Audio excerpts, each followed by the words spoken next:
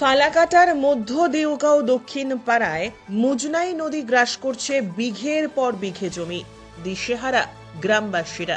শুধু বর্ষাকালেই নয়, এখন বসন্তকালেও নদী ভাঙনে মাথায় হাত গ্রামবাসীদের। এরই মধ্যে ভিটে মাটির মায়া ত্যাগ করে অন্যত্র চলে গিয়েছে প্রায় 15টি পরিবার। ভাঙনের মুখে আরো বেশ কিছু বাড়ি।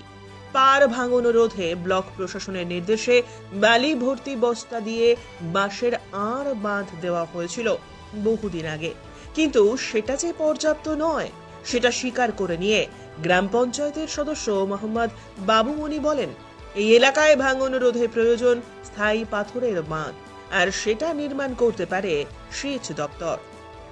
বিষয়টি একাধিকবার সেচ দপ্তরের নজরে আনা হয়েছে। পূর্বতন জেলা পরিষদের সদস্য শেফালি নট্ট জানিয়েছিলেন, মুজনাই নদী ভাঙনের পার বাঁধের কাজটি আলিপুরদুয়ার জেলা পরিষদে পাশ হয়ে রয়েছে। অর্থের অভাবে কাজ শুরু করা সম্ভব হয়নি, তবে সেই অর্থের অভাব আজও ঘুচেনি বলে জানান বর্তমান জেলা পরিষদের সদস্যা তনুশ্রী রায়। সম্প্রতি রাজ্য বাজেটে নদী ভাঙন রোধে বিপুল পরিমাণ অর্থ বরাদ্দ করা হয়েছে।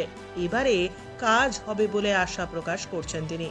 এলাকাবাসীর কথা চিন্তা করে বর্ষার আগেই পার বাঁধ নির্মাণের দাবি জানাচ্ছেন তৃণমূল দেওগাঁও অঞ্চল উত্তর অংশের যুব সভাপতি এনামুল হক।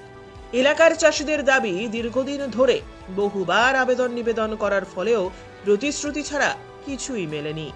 আসলে বিঘের পর বিঘের জমি ঠিক এভাবেই গ্রাস করছে মুজনাই।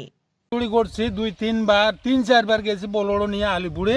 হ্যাঁ, যাই, সম্মান করে, যাব আইসিও আবার নাফানাফি করে। তখন কি কারা কি বলে আমরা জানি না, আর তো আইসিও না। তারপর আরও নতুন লোক আইছে, কি ব্যাপার আমরা বুঝি না। এখান থেকে আমরা খালি হয়রান হই। হ্যাঁ, আমরা গরিব মানুষ, দিন খাই, আর আলিপুরি বেলা কতদিন যাব?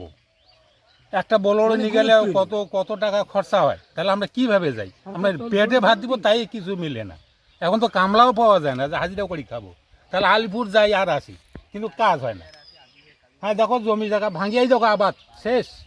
এই যে বালু পড়ি আছে, এগুলিকে আবাদ হবে? বালুও তো বেচতে দিবে না, সরকারকে বালু বেচতে দিবে না।